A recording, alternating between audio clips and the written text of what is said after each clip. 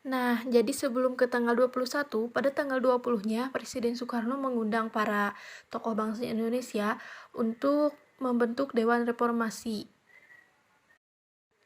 Kemudian pada tanggal 21 Mei, Presiden Soeharto meletakkan jabatannya sebagai presiden di hadapan ketua dan para anggotanya Mahkamah Agung.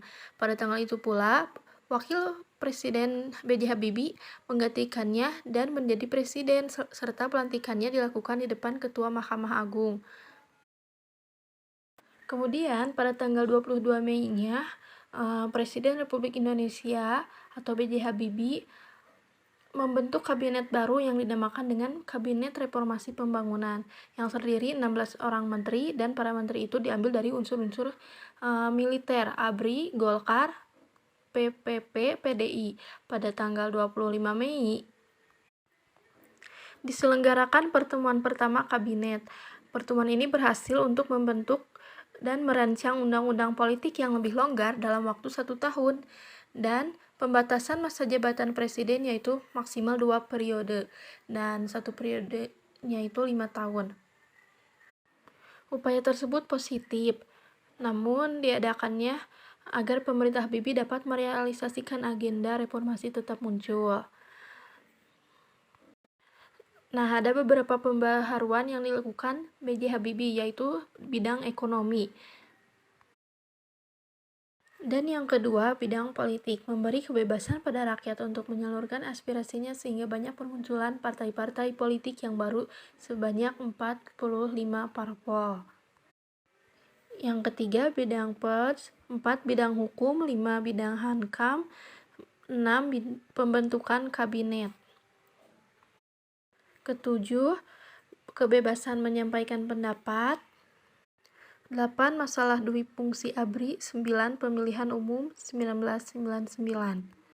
Masalah-masalah tersebut menyebabkan pemerintahan B.J. Habibie dianggap negatif, dan pidato pertanggungjawaban presiden ini ditolak oleh MPR melalui mekanisme voting dengan 355 suara menolak, 322 menerima, 9 abstain, dan 4 suara tidak sah. Akibat penolakan penanggung-jawaban itu, pada Oktober 1999, Habibie tidak dapat untuk mencalonkan diri sebagai Presiden RI. Kegagalan Habibie menjadi calon presiden sebagai akibat ditolaknya pidato pertanggungjawabannya memunculkan 3 calon presiden yang diajukan oleh praksi-praksi yang ada di MPR pada tahap pencalonan presiden, diantaranya Abdurrahman Wahid atau Gus Dur, Megawati Soekarno Putri, dan Yusril Ihja Mahendra. Adapun kelebihan-kelebihan dalam masa pemerintahan B.J. Habibie yaitu berkaitan dengan semangat demokratisasi. Habibie telah melakukan perubahan dengan membangun pemerintahan yang transparan dan dialogis. Prinsip demokrasi juga diterapkan dalam kebijakan ekonomi yang disertai penegakan hukum dan ditujukan untuk kesejahteraan rakyat. Dalam mengelola kegiatan kabinet sehari-hari pun, Habibie melakukan perubahan besar. Ia meningkatkan koordinasi dan menghapus egoisme sektoral antar menteri.